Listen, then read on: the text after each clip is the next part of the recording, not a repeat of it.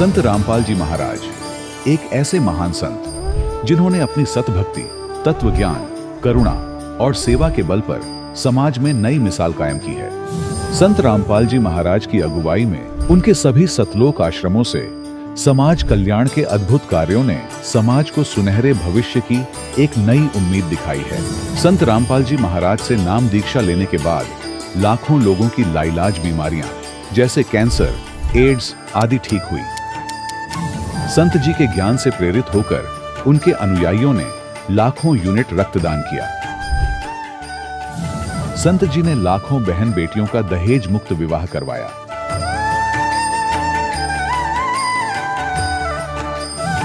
संत जी ने लाखों लोगों का नशा छुड़वाया, करोड़ों उजड़े परिवार बसे। संत जी के आश्रमों में समागम के दौरान निःशुल्क नेत्र चिकित्सा, दंत चिकित्सा प्रदान की जाती है। संत रामपाल जी महाराज द्वारा समय समय पर पर्यावरण संरक्षण के उद्देश्य से बड़े स्तर पर वृक्षारोपण किया जाता है। संत जी ने जरूरतमंदों को तत्काल राहत पहुंचाने के लिए एम्बुलेंस सेवा शुरू की। संत जी अपने अनुयायियों को देहदान के लिए प्रेरित करते हैं, जिससे मानवता की सेवा और चिकित्सा क्षेत्र में सुधार हो सके। संत रामपाल जी महाराज के सभी आश्रमों में हर रोज निःशुल्क भंडारा आयोजित किया जाता है, जहां हर वर्ग, हर जाति और हर धर्म के लोग एक साथ बैठकर भोजन करते हैं।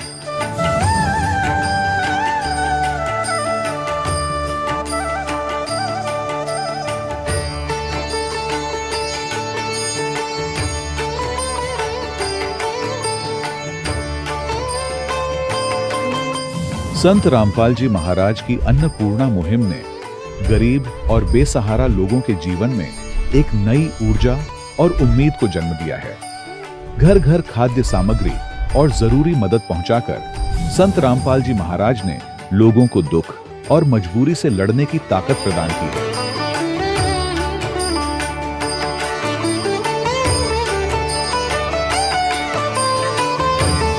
संत रामपाल जी महाराज द्वारा गरीब लोगों के लिए घर बनवाने का अद्भुत कार्य एक ऐसी मिसाल कायम कर रहा है जो सदियों सदियों संत जी की उदारता और दया भावना के तौर पर जाना जाएगा।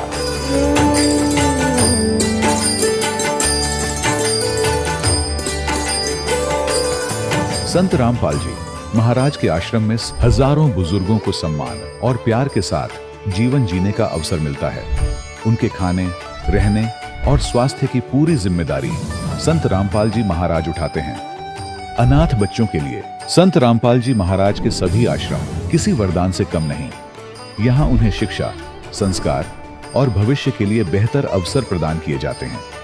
चाहे बाढ़ हो, भूकंप या महामारी, संत रामपाल जी महाराज और उनके अनुयायी हमेशा ही जरूरतमंदों के लिए सबसे आगे खड़े रहते हैं। कोविड महामारी के दौरान संत रामपाल जी महाराज के आश्रमों से करोड़ों लोगों के लिए भोजन, दवाइयां और जीवन रक्षक सामग्रियां उपलब्ध कराई गई। चाहे गरीब की मदद हो या किसी शोषित और पीड़ित वर्ग के हक और सम्मान की लड़ाई, संत रामपाल जी महाराज ने हमेशा ही उनकी दबी आवाज को सरकारों तक पहुंचाया है और उन्हें उचित न्याय दिलवाने में अहम भूमिका अदा की है। समाज में आध्यात्मिक और सामाजिक मूल्यों के प्रति जागरूकता लाने में संत रामपाल जी महाराज हर कदम पर मानवता के सच्चे सेवक साबित हुए हैं। संत रामपाल जी महाराज का जीवन हमें सिखाता है कि सच्ची सेवा वही है जो निस्वार्थ भाव से की जाए। आइए हम भी इस महान सेवा के कार्य में इस महान संत से जुड़ें और संत रामपाल जी महाराज से नाम दीक्षा लेकर अपने जीवन को धन्य बनाएं।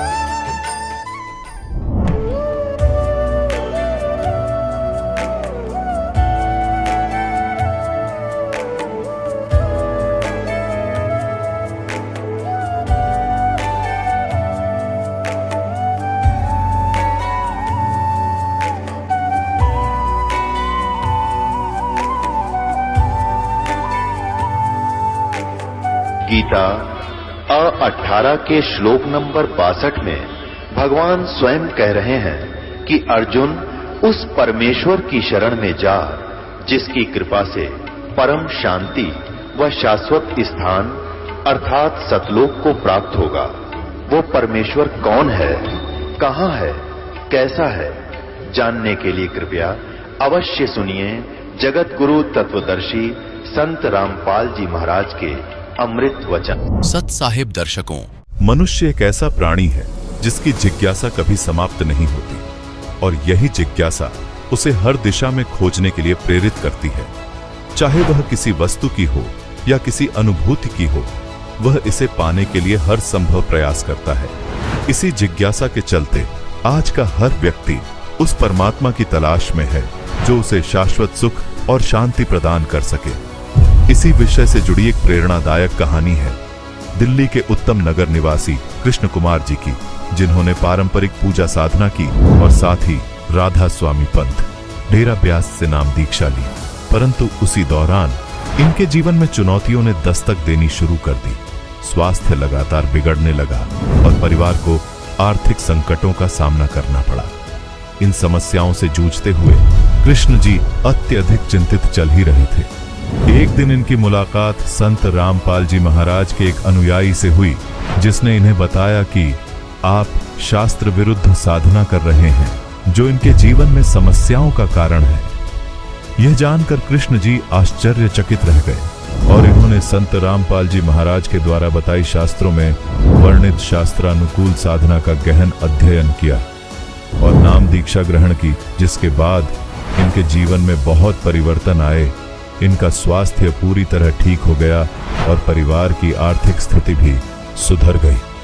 अब आइए सुनते हैं कृष्ण कुमार जी के मुख से इनका साक्षात्कार, कैसे इनकी जिंदगी में हुए पूर्ण संत की शक्ति से चमत्कार। नमस्कार जी। सत साहिब।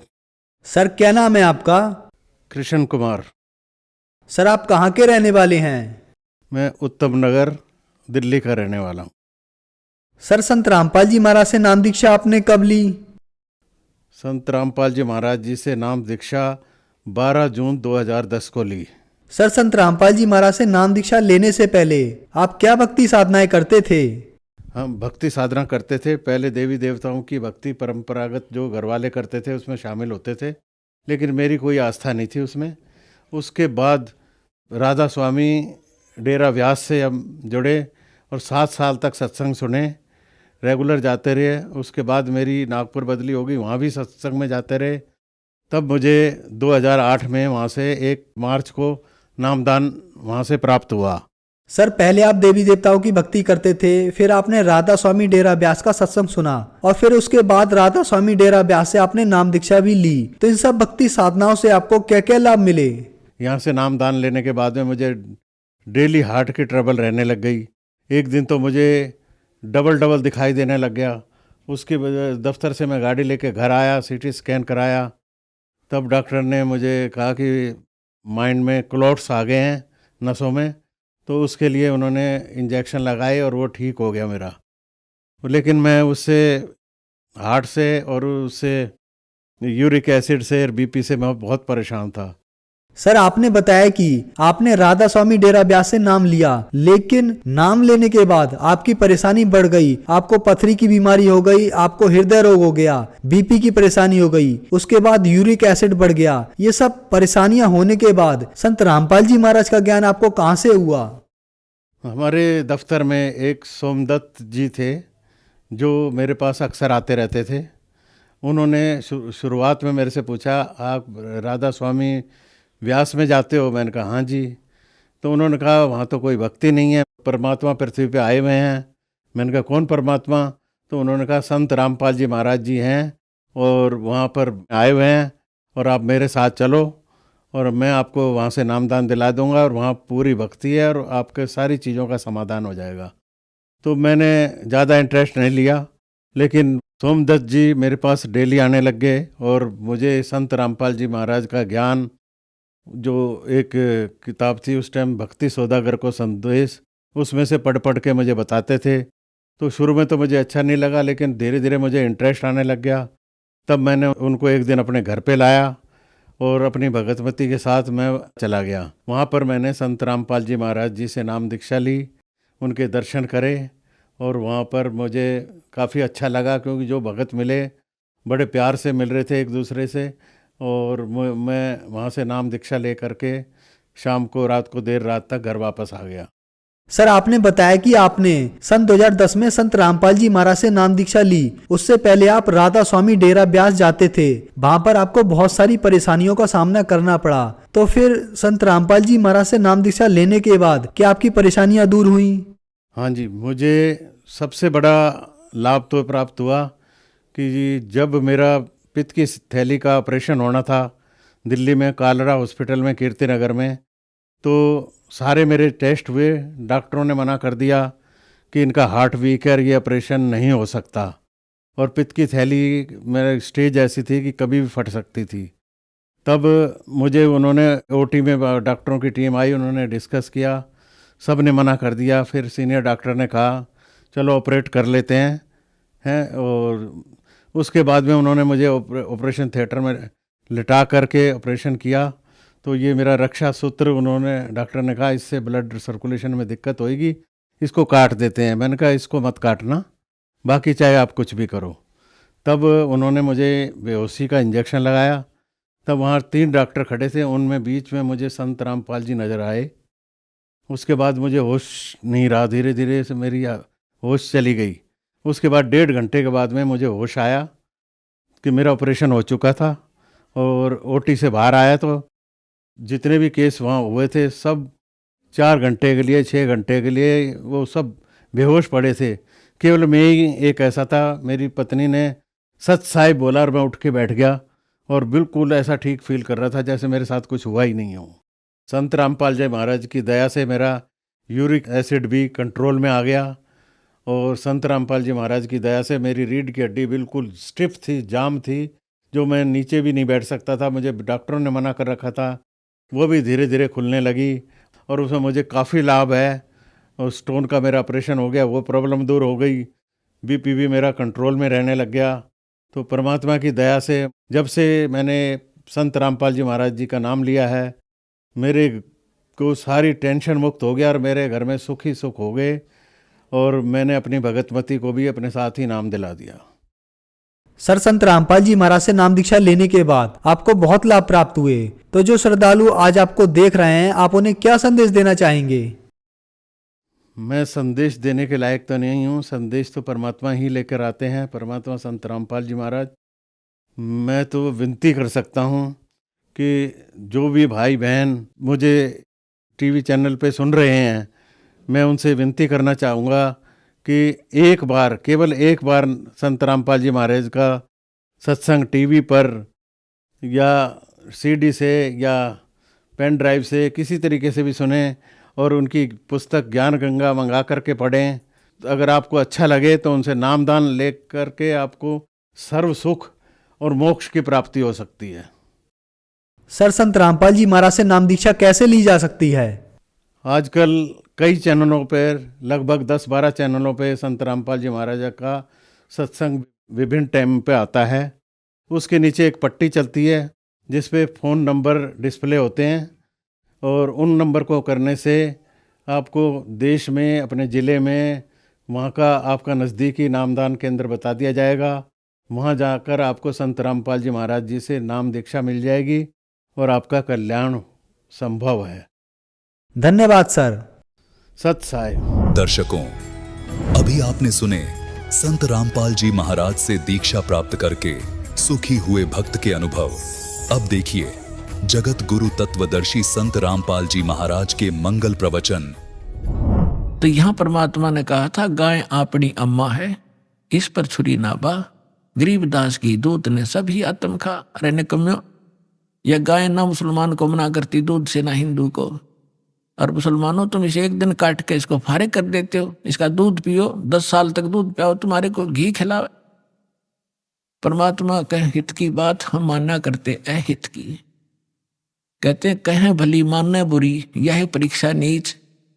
नीच आत्मा की या परीक्षा होती है, उसके भले की को उल्टा पड़ेगा। तो परमात्मा से कहा, सिकंदर लोधी ने कहा कि उठ कबीर, अब करके दिखा इस गाय को जीवित। अब परमात्मा खड़े हुए और उठ के एक थपकी मारी गाय के, एक मारी बच्चे के एक टुकड़े के। अब दोनों गाय भी जुड़ गई और बच्चा भी जुड़ गया, दोनों खड़े हो गए एकदम फटाक से। और परमात्मा ने ला के बच्चा और दूध का बाल्टी ठोक दी और दर दिया। ठीक है, अग्नि को मैं दूध पी लो, इसने क्यों खाओ इस मास ने। बोलो सतगुरुदेव।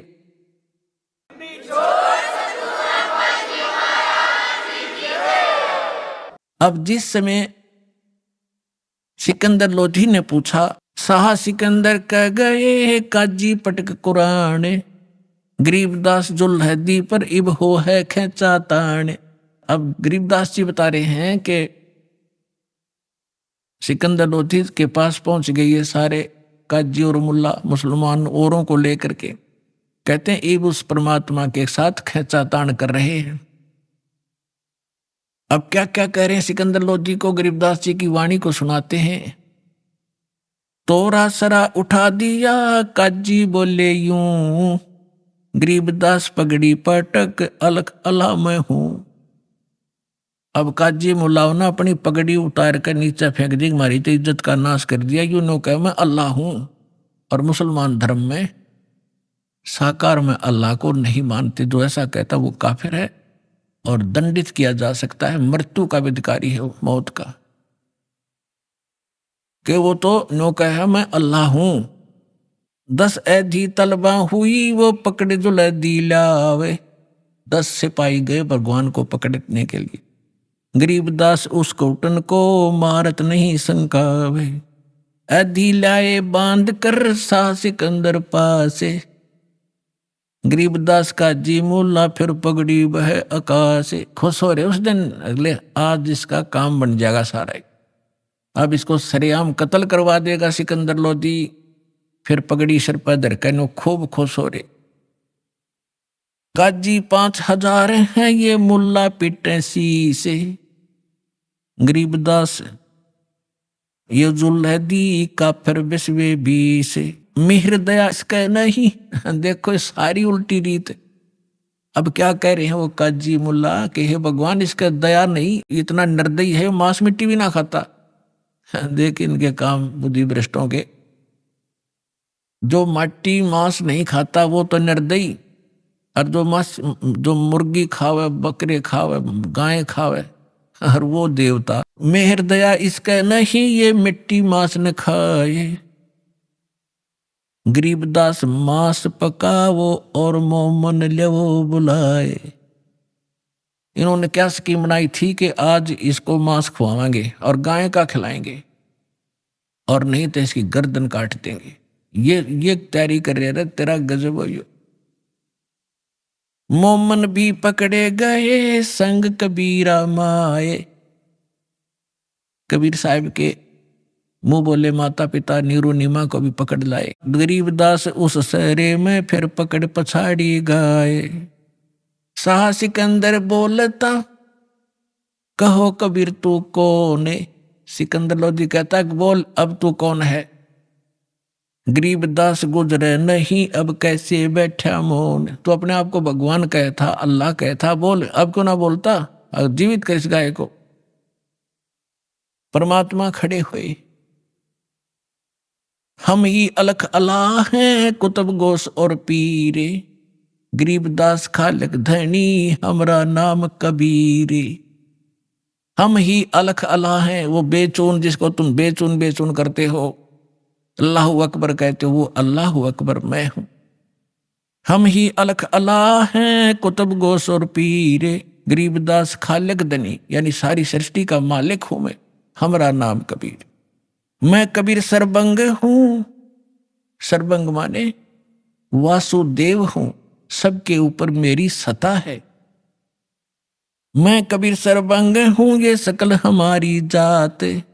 गरीबदास पिंड प्राण में जुगन जुगन संग साथ। गौ पकड़ बिस्मल करी दरगह खंड अजूद। वह गाय गर्भवती गाय को काट के टुकड़े न्यारे न्यारे कर दिए 4। गरीबदास उस गऊ का फिर पीवे जुल्हा दूध। जीवित किया दोनों माँ बेटों को और ला के नीचे बच्चा और दूध की बाल्टी भर दी। चुटकी तारी थाप दी, गऊ जवाई बेग, तुरंत जीवित कर दी दोनों को। गरीबदास दूध जन लगी, दूध भरी ता देग। यो पर्चा प्रथम भया सा सिकंदर पास। गरीबदास काजी मुल्ला वहाँ हो गे बहुत उदास। हो लाए तेन पकड़ के काज मार डालेगा, हमारा रोड़ा निकल जाएगा। और सा सिकंदर ने, उस सिकंदर लोधी ने चरण पकड़ लिए। परमात्मा ऐसे खड़े हैं और उनको इतना एक तेजों में स्वरूप दिखा जो आसमान तक अड़ा हुआ था, शीश आकाश में मालिक का। सिकंदर लोधी देख के अल्लाह का स्वरूप सामने खड़ा, चरणों में गिर गया, दंडवत प्रणाम करी मुकुट समेत। दिल्ली के बादशाह ने सा सिकंदर देखे करे बहुत बे मुस्कीन। गरीबदास गत शेर की वहां थर के दोनों दीन। खड़े रहे जो खम्ब गति साहा सिकंदर लोटे। परमात्मा खड़े हैं जो दृढ़ होकर और सिकंदर लोधी दंडवत प्रणाम कर रहा है। अब फिर परमात्मा कहते हैं अगरम मगरम छाड़ दो तुम मान हमारी सीख। गरीबदास कैसा से बंक डगर है लीक। काजी मुल्ला उठ गए साह कदम जदली ने। गरीबदास उस जुल्हैदी का ना कोई सरवर की ने। अब क्या बताते हैं कि जब सिकंदर लोधी ने परमात्मा के चरण ले लिए तो वो सारे चले गए। जादूगर है, इसने राजा को भी अपने कंट्रोल में कर लिया। तो पुण्यात्माओं, ये सब प्रकार के ज्ञान से आपको परिपूर्ण करना पड़ेगा ताकि आप परमात्मा की महिमा और उसके साथ साथ साधना कौन सी ठीक है, कौन सी नहीं करनी चाहिए, किन किन ने कैसी की और परमात्मा हमारे लिए किस लिए आते हैं, वो सबसे परिचित हों। अब परमात्मा कहा करते कि भाई काफिर ना हिंदू हैं ना मुसलमान हैं। कौन है वो काफिर? काफिर बोध सुनो रे भाई, दोहू दीन बिचराम खुदाई।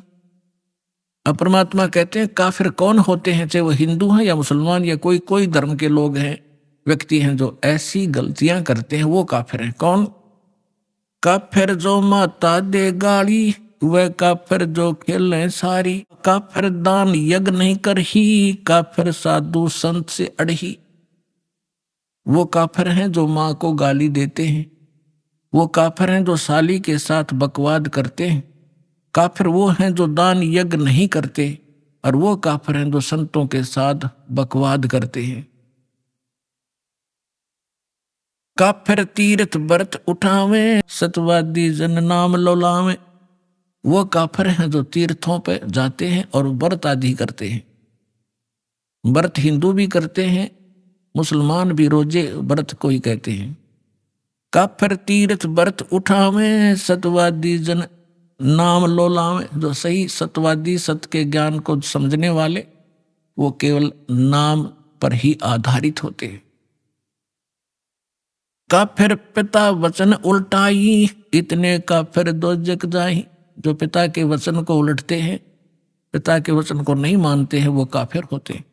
यहाँ परमात्मा व्यवहारिक बात बता रहे हैं, लेकिन जहां पर अध्यात्म मार्ग आता है और पिता को ज्ञान नहीं है और वो विरोध करता है, मना करता है सत्य भक्ति में लगने से, वहां पिता के वचन की उल्लंघना करने से हानि नहीं। प्रमाण देते हैं प्रहलाद भगवान की भक्ति करते थे, हिरण्यकशिपु उसको विरोध करता था कि तू मेरे दुश्मन का नाम मत ले विष्णु का, तू मेरी भक्ति कर, लेकिन नहीं माने थे। तो उससे पिता की हार हुई थी, पुत्र की विजय हुई थी। लेकिन व्यवहारिक काम में अपने पिता की आज्ञा का पालन जरूर करें, क्योंकि पिता कभी भी अपने बेटा और बेटी का अहित नहीं सोच सकता। ये दूसरी बात है, पिता को वो ज्ञान ना हो उसके मार्ग का, उसके व्यवसाय का, उसके वचन को सुने और फिर उसको समाधान बताओ, पिताजी ऐसा करेंगे तो ये हानि होगी और ऐसा करेंगे तो ऐसा ठीक रहेगा, तो फिर पिता अवश्य से मानेगा। और उसको वो कहे और उसको एकदम एक टूक जवाब नकारात्मक नहीं देना चाहिए, उसकी आत्मा दुखेगी। फिर उसको प्यार से समझाओ, जी ऐसे करेंगे तो ऐसा होगा, फिर वो अवश्य आपके हित में ही यस करेगा। वे काफिर जो बड़बड़ बोले, काफिर कहो घाट जो तोले, बड़बड़ बोले। ये ज्ञान किसी ने है नहीं, अटपट पूरी आरती सुना देंगे, कोई दोहे सुना देंगे, श्लोक घोट रखे हैं, पता नहीं कितनी वाणी सुना देंगे। तो काफिर सो जो बड़बड़ बोले, काफिर कहो जो घाट जो तोले। जो डंडी मारता है ना, कम तोल में देता है या मिलावट करता है, कहती इसे व्यक्ति होते हैं काफिर। वह काफिर ने हत्या रखे, वो काफिर पर दारा ताके। जो ब्याज लेते हैं वो काफिर होते हैं।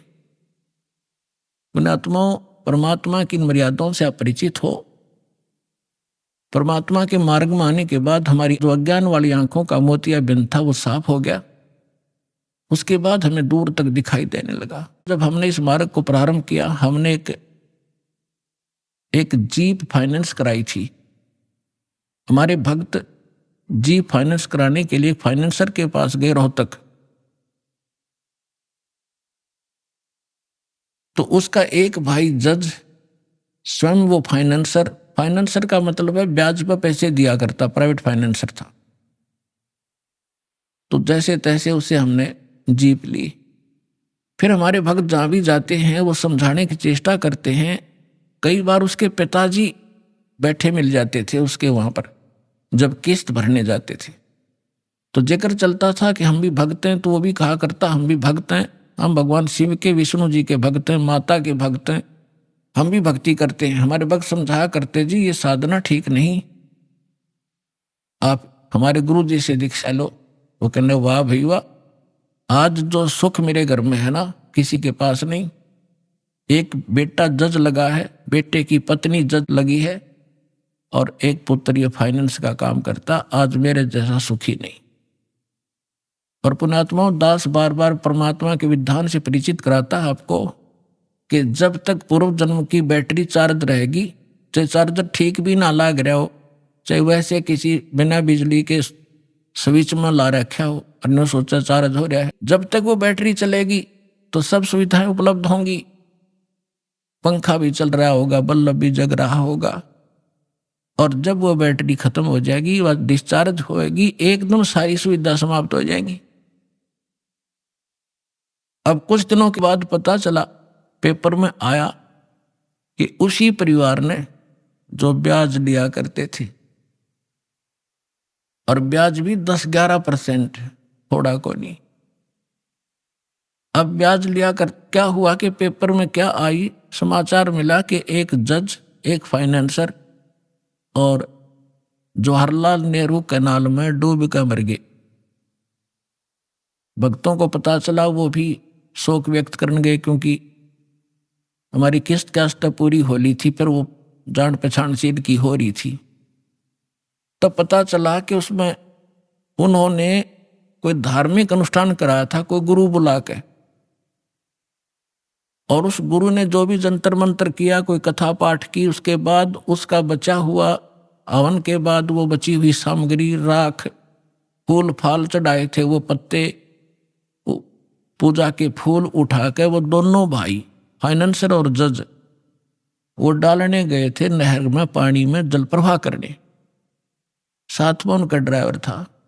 गाड़ी पटड़ी पर खड़ी करके उन्होंने पहले ऐसे फेंक दिया, वो पटड़ी टेढ़ी काफी है ऐसी, वो पानी तक ना गिरा, वो सारी सामग्री पटड़ी पर गिर गई। उन्होंने सोचा इसको तो नहीं बनी बात, एक दूसरे का हाथ पकड़ लिया, थे वह भारा भारा मोटे मोटे है, एक दूसरे का हाथ पकड़कर एक नीचे को जाकर उसको यूं करने लगा, उसके पैर फिसल गया। अब हाथ पकड़ रहा था, करड़ा गिर, दूसरा भी गया, पानी था फुल, दोनों डूब कर मर गए। तीसरे दिन लाश पाई थी सालावास पंप हाउस पर जाके। अब उस घर में जो कहर टूट रहा था शायद किसी के पास ऊपर नहीं होगा उस दिन। तो पुण्यात्माओं, यो काल रोल मार रहा अपनी, अब सतर्क हो जाओ, आपके पास समाधान है और सच्चा ज्ञान है, पूर्ण भगवान है। अब इसकी शरण में आओ। समर्थ का शरणाग हो, रंग होरी हो, भाई कदे न हो ए काज राम रंग होरी हो। तो अब वो परिवार नास्तिक हो जाएगा। काल यही चाहता कि नास्तिक हो जाए, ये साधना ठीक करें, नहीं न भगवान से मिलने वाली रात मिले नहीं, और ये भगवान की चाह छोड़ दे और परमात्मा की ये लगन रही है कि इनमें आस्था बनी रहे, इस बिचली पीढ़ी तक लाए आपको। और काल ने कैसा जुल्म कर दिया, सारा चीन नास्तिक कर दिया, सारा रूस नास्तिक कर दिया। और थोड़े से दिन में ये राधा स्वामी धनधर सतगुरु वाले जो पंथ, ये निरंकारी या साराम जैसे और ये सुधांशु जैसे जो नकली संत आचार्य शंकराचार्य, इनसे साधना से लाभ तो कुछ होना नहीं। पहले जब ये चले थे तो हमारे पूर्वज वैसे पुण्यकर्मी प्राणी थे, उन पर आपदाएं वैसे ही कमाया करती थी, उनके पिछले संस्कार ठीक थे। और अब 30-30 साल राधा स्वामी के अंदर साधना करके ब्रान मट्टी करवा के लड़का मर गया, लड़की विधवा होगी, स्वयं को डायबिटीज हो रही है, फलाना हो गया, और अब आवे रोते हुए। और पहले न्यों कहते बड़ा अच्छा काम चला करता शुरू में, वो तुम्हारे पूर्वजों के पुण्य चल रहे थे। अब वो बैटरी डिस्चार्ज होगी, चार्जर ठीक था नहीं क्योंकि साधना गलत। 500 नाम काल की और कोई साधना नहीं, खील भी ना बांटे, धर्म का नाम नहीं वहां पे।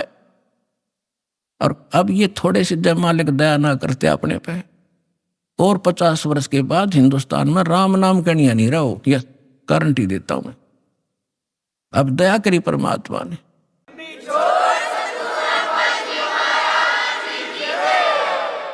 वह काफर रण हत्या रखे, वो काफर जो परदारा ताके, काफर सवाल सुखन को मोड़े, काफर प्रीत नीच से जोड़े, काफर छाड़े हूँ सतवादी से ने, गरीबदास युग युग पड़े काफर के मुख खे। वह काफर जो कन्या मारे, वह काफर जो बनखंड जा रे, वह काफर जो लड़की को मारते हैं। अब पुण्यात्माओं देख हमने कैसे जुल्म कर लिए। अब ये अल्ट्रासाउंड ऐसी बीमारी चाली जिसके एक लड़की होगी, दूसरी लड़की गर्भ में है तो तुरंत गर्भपात करवा देते। अब तो सरकार ने थोड़ा कंट्रोल कर रखा है, ये अल्ट्रासाउंड वगैरह ये नहीं बताते लड़का है लड़की। तो गर्भ में बेटियों को मारने लगे। क्यों? बता, बेटी कोई लड़के से ज्यादा खाती है? तो कारण क्या था कि हमने अपनी परंपरा बिगाड़ ली, और ये बिगाड़ते हैं मायाधारी मस्करे। आप देखते हो इन फिल्मों के अंदर कोई बारात दिखाते हैं, और वो उसमें फिल्म में क्यों उनकी तो बनावटी बकवास है, फिल्म दिखाते हैं और 1 किलोमीटर तो तू करने वाले आगे पाछा डीजे फंड दिखावे। अब वो आग देखते देखते हमारे आम जनसाधारण में आ गई। ये मायाधारी मस्करे लड़कियों को लागे ज्यादा धन मोटरसाइकिल कार दे दी, फलान दे दी। अब गरीब की बेटी उसने देख कर आवे, अपनी माँ ने बतावे अकवा फलाने की बेटी इतना लेगी है। अब वह माँ कहे फिर अपने पति थे बेटी ऐसे बोल रही थी। अब पिता कोई बालक थोड़ा ही है, वो भी समझता है कि मेरी बेटी क्या चाहती है। तो ना चाहते हुए उसने उतनी फॉर्मेलिटी करनी पड़े, चाहे सस्ते तो सस्ती कैसे भी हो, वो आइटम पूरे करने लगे। अब गरीब आदमी नो मारा गया कि लड़की के फिर ब्याह में खर्च, फिर लड़का हो गया, बालक हो गया, फिर ये पी लिया और एक नया मुकदमा शुरू कर लिया। फिर कुआं पूजना, अरे पूजना चाहिए भगवान, माथा मारे कुएं में जाके, कुएं पड़ के मरोगे। तो ये सारी बकवाद हमने परंपरा गलत बना ली। अब इन परंपराओं को हटाएंगे। भगत का पहला कर्तव्य बने है इन बकवादों को छोड़ना पड़ेगा। परमात्मा के मार्ग में हम हल्के होकर चल सकते हैं। सफर में कोई गठड़ी बांध के और ज्यादा वजन उठा कर चलना चाहे कभी नहीं चल सके। तो इसलिए तो ये कहते हैं वह काफिर जो कन्या मारे, वो काफिर जो बनखंड जा रहे, वह काफिर जो नार हिताई, वो काफिर जो तोड़े बाही। वो काफिर है, नीच है वो व्यक्ति जो औरत को मारते हैं। वह काफिर जो अंतर काटी, वह काफिर जो मंदिर जाती। ओए होए, वह काफिर जो मत देवल जाती, देवल माने मंदिर में पत्थर पर माथा फोड़न जावे, भक्ति करी नहीं जाती। जो सच साधना उसका पता नहीं, इन जिसने मूर्ख ने भगा दिया उसी तरह तुम लग रहे हो। तो वो काफिर हैं जो देवल जाते, मंदिर जाते हैं, या और कोई आन उपासना ये घोर गुमज को पूछते हैं। वह काफिर जो डाक बजावे हैं, वो काफिर जो शीश हलावे। कहते हैं जब सत्संग चले, आपने देखा होगा इसमें माता के जागरण में वो गाने वाला भी नाचे और सुनने वाले भी नो करे। तो कहते हैं जहां पर सिर हिलाया जाता है वो काफिर होते हैं, वो सभा अच्छी नहीं होती। वह काफिर जो शीश हलावे, जो वो काफिर जो डाक बजावे, वह काफिर जो करें कंदूरी, वो काफिर जिन नहीं सबूरी। वह काफिर जो बकरे खाई, वो काफिर नहीं साधु जमाही।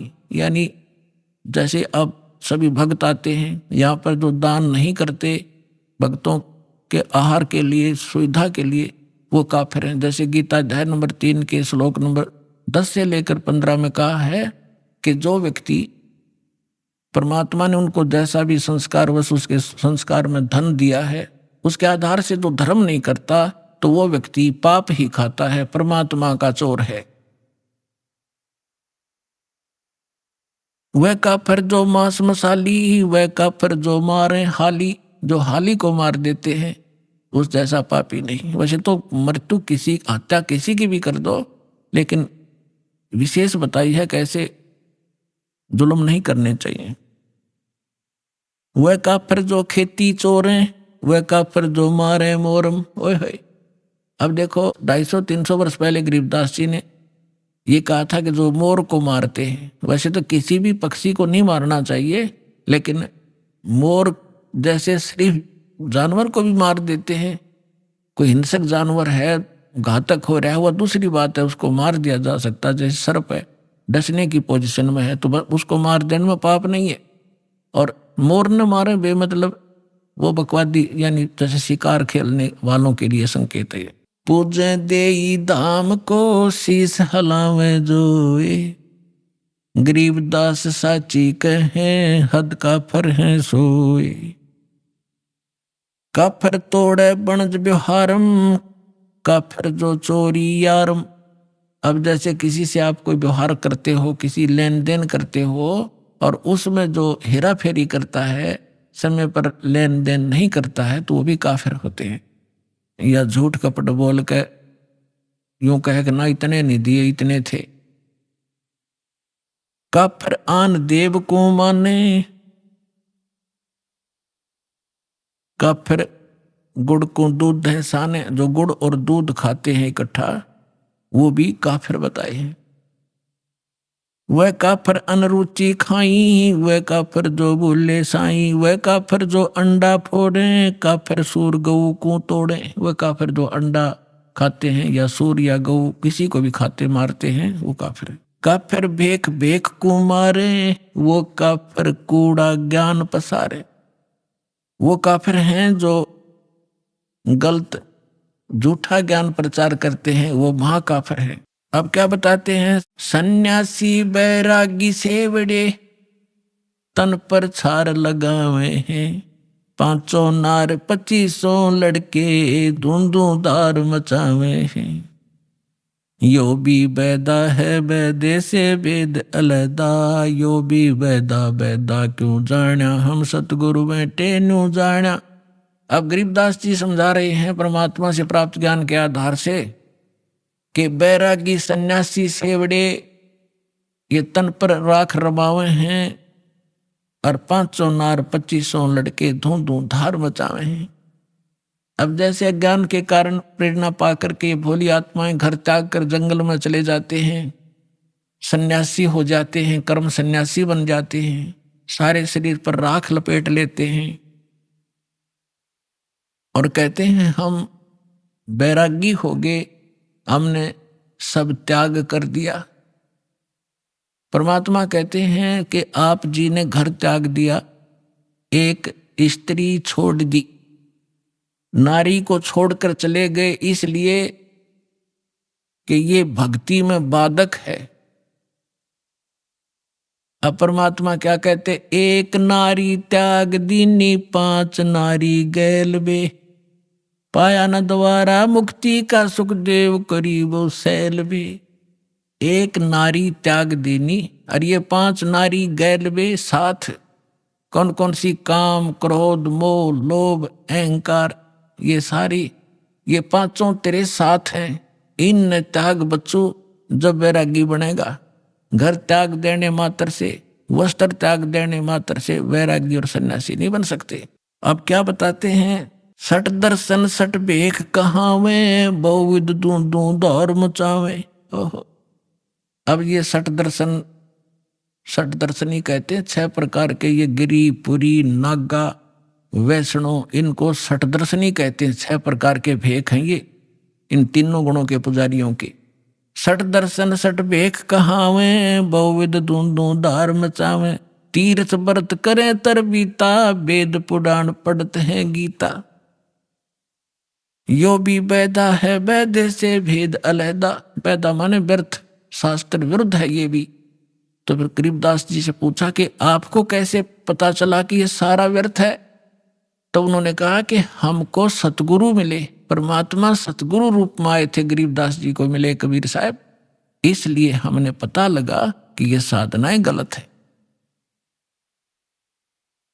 4 संप्रदा 52 दवारे, जिन्हों नहीं निज नाम बेचारे, माला घाल हुए हैं मुक्ता, ये 60 दल हुआ बाई बकदा।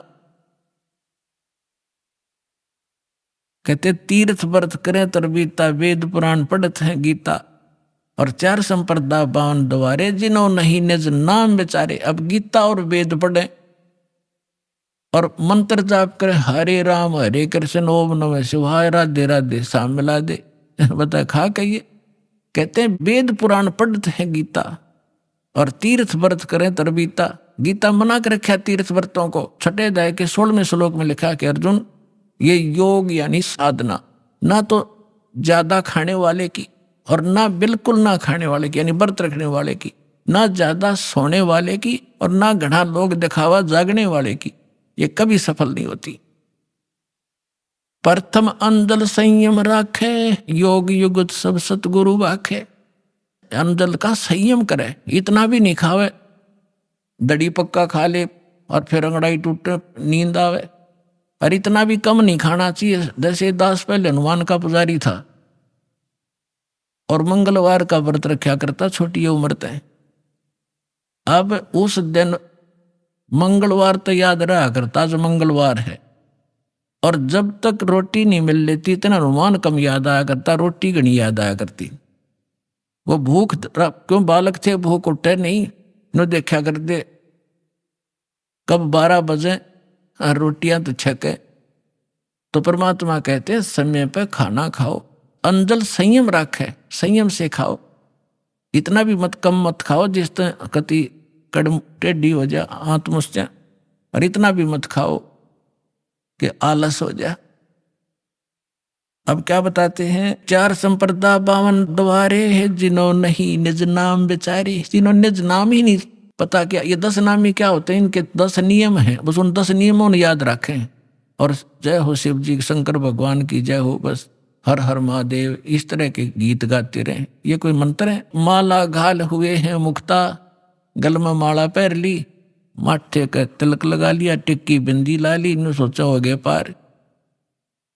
कहते हैं कंठी माला सुमरनी, पैरे से क्या हो, ऊपर डूंडा साधु का अंतर रख्या खो। ऊपर से तो महात्मा दिखे, कंठी माला पहन पैर के, अंदर खख भी नहीं, ना ज्ञान ना भक्ति साधना ठीक तेरी। अभी आपने सुने संत रामपाल जी महाराज के मंगल प्रवचन। आइए अब सुनते हैं संत रामपाल जी महाराज से नाम दीक्षा लेकर सतभक्ति करके अद्भुत लाभ प्राप्त करने वाले अनुयायी के विचार। दर्शकों, बीमारियों के इलाज के लिए विश्व भर में जगह जगह अस्पताल बने हुए हैं, जहां मरीजों के उपचार के लिए डॉक्टर हर समय मौजूद रहते हैं। इस वैज्ञानिक युग में डॉक्टर को भी मानव जीवन का रक्षक मानते हुए ईश्वर का दर्जा दे दिया गया है। लेकिन जब वही डॉक्टर यह कह दे कि अब रोगी का उपचार संभव नहीं है, तब व्यक्ति असली प्रभु को याद करता है। ऐसा ही किया मुन्नी राम जी ने, जो राजस्थान राज्य के चुरू जिले के निवासी हैं।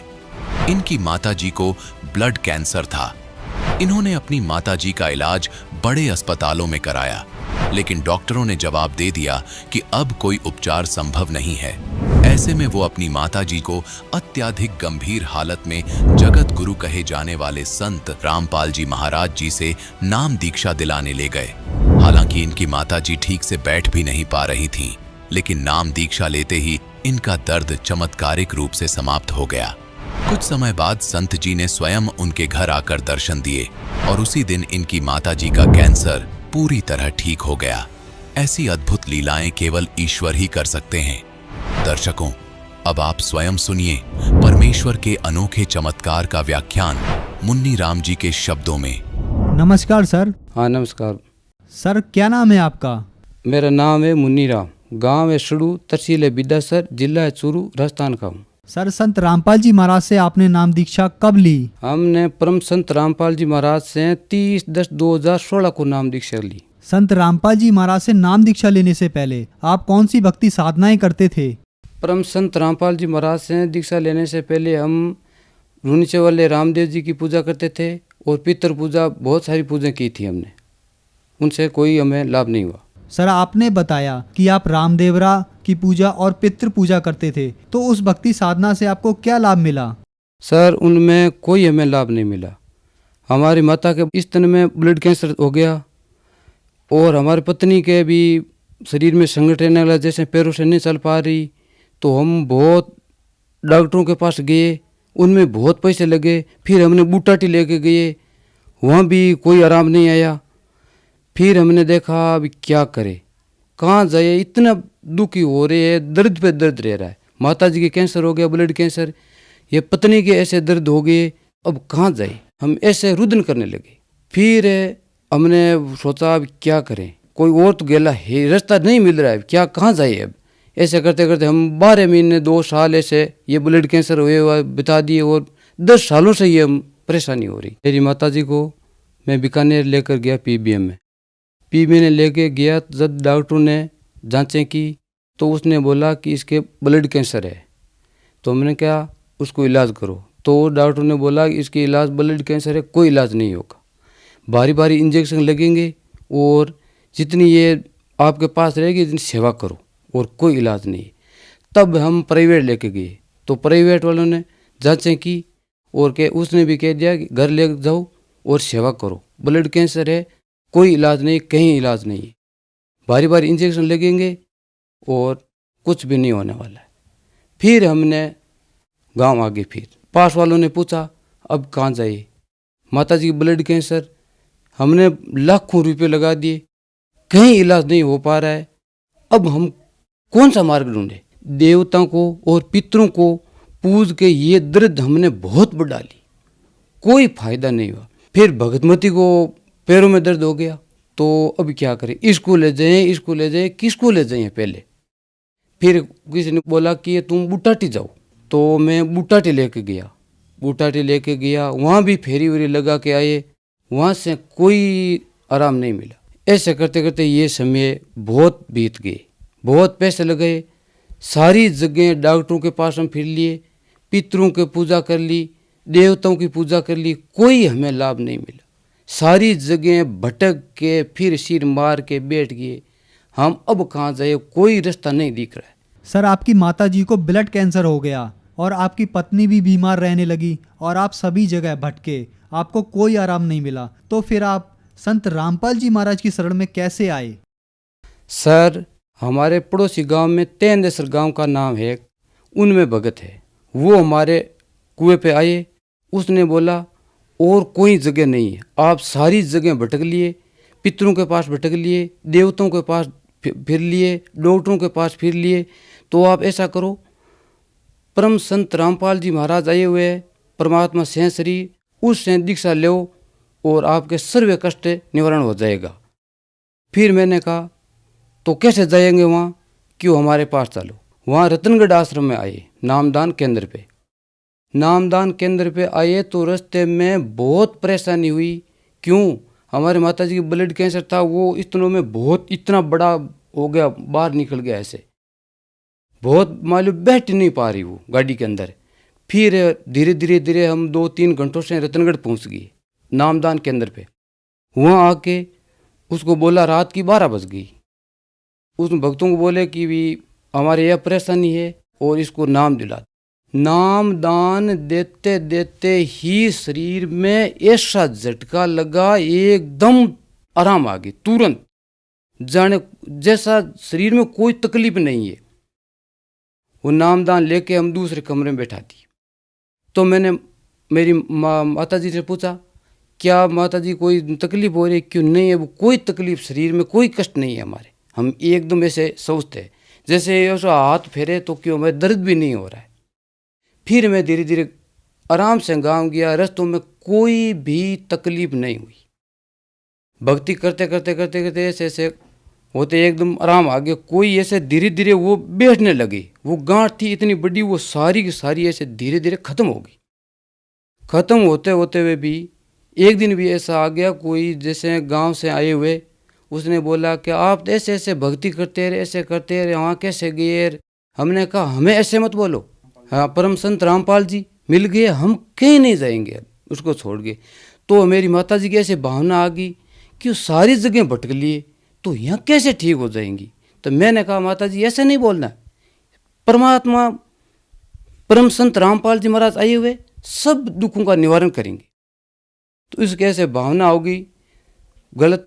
तो धीरे धीरे धीरे धीरे एक दिन ऐसा आया, हुआ जम के दूत आए, ऐसे लंबी लंबी माथों के अंदर 2-2 एक सींग।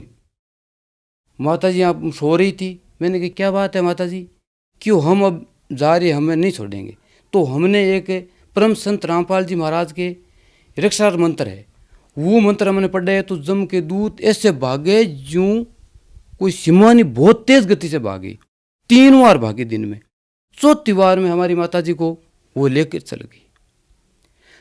गए। तो हमारी माता जी 1.5-2 घंटों से आई, वहाँ ले गए धर्मराज के पास।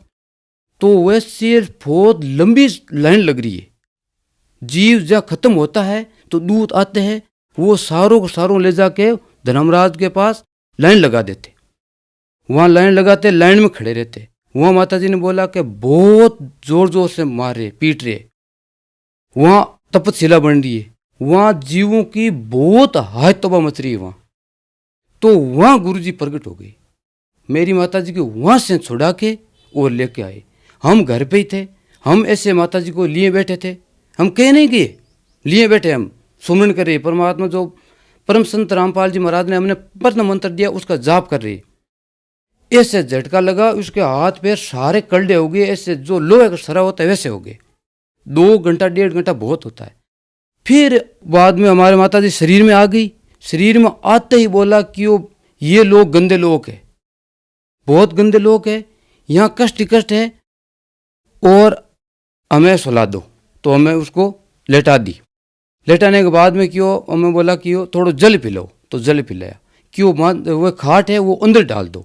तो हमने कमरों में ले जाके सुला दी। परम संत रामपाल जी महाराज से शरीर में प्रकट हुए, हमारे घर पे प्रकट होके माँ के सारे शरीर पे हाथ ऐसे फेरे कि बेटा ये लोग अपना नहीं है, यहाँ कष्ट ही कष्ट है, अपना सत लोग जाना है, ये भक्ति करो, कोई दर्द नहीं है। ऐसे बहुत बातें कह के वो परमात्मा अंतर्ध्यान हो गए। फिर मैं बीकानेर लेके गया तो मैंने जांच करवाई। मैंने बोला डॉक्टरों को इसके बड़ी से बड़ी जांच कर दो। उसने MRI और CT स्कैन बहुत बड़ी बड़ी जांचें की। जांचें करके देख के ही बोला ये जांचें सही नहीं हुई है, ये गलत है। तो हमने बोला हम और करा लेंगे। फिर हम दूसरी जगह गए और जांच करवाई। तो उनमें बोला कि इसके कैंसर है ही नहीं। तो हमने कहा तो कैंसर नहीं है तो आप दवाई क्यों चालू कर रखी है? हल्का बहुत चेक किया हुआ था मैं कि इससे ये क्यों किया, कि वो पहले था तो हम कहाँ गए? तो उसने कहा हमें मालूम नहीं। तब हम वहाँ से आगे दुई लेके आगे गए पे और हमने भक्ति चालू कर दी। 30/10/2016 को नामदान लिए और धीरे धीरे भक्ति करते करते हम एकदम कोई हमारे घर में कोई तकलीफ नहीं रही। फिर एक धीरे धीरे चमत्कार और हुआ। हमारा एक 5 साल का बच्चा है, उसके पेट में दर्द होने लगा। पेट में दर्द होने लगा जब पिताजी ने वो बोला पिताजी हमारे पेट में बहुत दर्द हो रही है। जब पिताजी ने कहा यहाँ गुरुजी बैठे हैं, वहाँ जाके दंडोत प्रणाम कर लो। तो वो बच्चा वो अंदर जाके दंडोत प्रणाम की, जहाँ परम संत रामपाल जी महाराज की हमारे वो फोटो लगी हुई है, वहाँ प्रणाम करके खड़े हुए। तब गुरुजी ने कहा, परम संत रामपाल जी महाराज ने कहा बेटा लेट। वो लेट गया तो ऐसे दबाया, जोर से दबा के, बेटा अब आपके पेट में दर्द कभी नहीं होगा। वो ऐसे बोल के वो बच्चा भाग के आए, पिताजी गुरुजी अंदर आए हुए, परम संत रामपाल जी अंदर आए हुए गुरुजी। पिताजी भाग के अंदर आए, धन की वो कहाँ है बेटा, क्यों है? तो गुरुजी तो भागे। जब पिताजी ने हमारे कमरे में फोटो लगी हुई थी, क्यों इनमें था, कौन सी में था? तो वो बच्चे ने बोला क्यों नहीं, इस फोटो वाले में इसमें नहीं था। जो सुबह के नीति नियम, दोपहर की रमणी संध्या आरती होती है, जो टेलीविजन में आते वो गुरुजी थे। तब पिताजी ने ऐसे हाथ जोड़ के बंदी छोड़ की जय जय बोल दी। हम आए शाम को तो पिताजी ने कहा भी आज ये ऐसा काम हुआ। और सर बहुत ही चमत्कार हुए। फिर 12 फरवरी 2018 को हमारे पत्नी के पैरों में दर्द हो गया। हम 2-3 आदमी ऐसे उठा के ले जाते, पेशाब कराते, पानी पिलाते, नहाते, सारा काम कराते। ऐसे करते करते लगभग 1 महीना बीत गया। तो डॉक्टरों को दिखाया हमने, तो डॉक्टरों ने दिखाया तो डॉक्टर को कहा उसमें कोई जांच में तो कोई दर्द नहीं आ रहा है, अब इसके तकलीफ क्या हमें कोई मालूम नहीं है, कहीं ले जाओ। हम डॉक्टर ने छुट्टी दे दी। तो हम कहाँ जाए, हम घर आ गए। तो परम संत रामपाल जी महाराज ऐसे आए, आके हमारी पत्नी वहाँ बैठी थी, आके आशीर्वाद दिया। आशीर्वाद देते ही वो दंडोत प्रणाम की उसने। दंडोत प्रणाम करते ही हमने सारे दंडोत प्रणाम कर ली। वो फिर 4 बार दंडोत प्रणाम की, कम से कम मान लो 100 मीटर पीछे भागी। परम संत रामपाल जी महाराज के 100 मीटर पीछे भागी 4 बार दंडोत करके। हम तो ऐसे बैठे रहे। फिर वो परमात्मा अंतर ध्यान हो गए, परम संत रामपाल जी महाराज अंतर ध्यान हुए। तब ऐसे ऐसे उसे देखकर बस मैंने बोला क्या हुआ, क्यों गुरु जी आए परम संत रामपाल जी महाराज, यार वो कहाँ गए? तो मैंने बोला परम संत रामपाल जी महाराज अपने पास ही है, आप ऐसे क्यों कर रही हो, आ जाओ बैठ जाओ यहाँ। तो हम यहाँ के बैठा दी। नमस्कार माता जी। नमस्कार। माता जी, आपके बेटे ने बताया कि आपको ब्लड कैंसर हो गया था, क्या यह बात सही है? सही है, मतलब उसके बात बताइए, सही है। सर, संत रामपाल जी महाराज से नाम दीक्षा लेने के बाद आपकी माता जी का ब्लड कैंसर ठीक हो गया और आपका जीवन सुखमय हो गया। तो जो दर्शक आज आपको देख रहे हैं उनको आप क्या संदेश देना चाहते हैं? तो हमारे साथ ऐसा हुआ, इतना दुख था, वो परमात्मा ने सारों के सारे इतना करना साहब तो सारा के सारे मेर दिए, ऊपर मेघ मार दी परमात्मा ने। इसलिए आप सभी आए और परम संत रामपाल जी महाराज की शरण में आके और अपना कल्याण, आत्म कल्याण करवाए। संत रामपाल जी महाराज से नाम दीक्षा कैसे ली जा सकती है? सर नाम दीक्षा तो परम संत रामपाल जी महाराज के जो टीवी चैनल, बहुत सारे टीवी चैनल चल रहे हैं, उनमें एक पट्टी चल रही है, उन पट्टी में नंबर आ रही है, वो उन नंबरों से आप संपर्क करोगे, वहां से संपर्क करोगे तब वो अपने पास वाले नजदीक में जहाँ नामदान केंद्र खुला हुआ है वो बताएंगे, तो वहां जाके नामदान ले सकते हो। धन्यवाद जी। सत साहिब।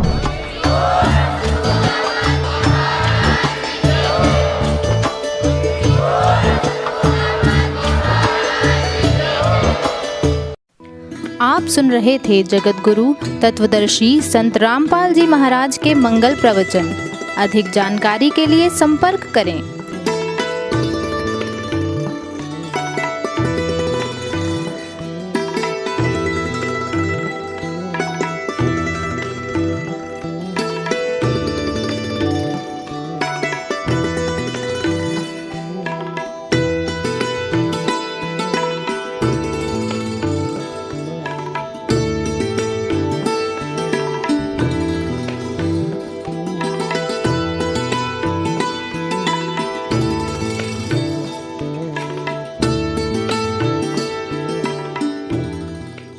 जगत गुरु तत्वदर्शी संत रामपाल जी महाराज जी के पावन सानिध्य में भक्ति की अलख जगाने तथा श्रद्धालुओं को सत्य भक्ति मार्ग का रास्ता दिखाने हेतु कनाडा के लोकप्रिय channel the TV NRI channel पर जगत गुरु तत्वदर्शी संत रामपाल जी महाराज जी के मंगल प्रवचनों का प्रसारण प्रतिदिन सुबह 7:30 बजे से 8:30 बजे तक तथा रात्रि 7:30 बजे से 8:30 बजे तक किया जा रहा है। इस सत्य भक्ति मार्ग को अपनाने के लिए अधिक से अधिक सत्संग प्रसारण देखें। इस सत्संग प्रवचन का सीधा प्रसारण संत रामपाल जी महाराज लाइव सत्संग YouTube चैनल और जगत गुरु संत रामपाल जी महाराज Facebook पेज पर भी देख सकते हैं।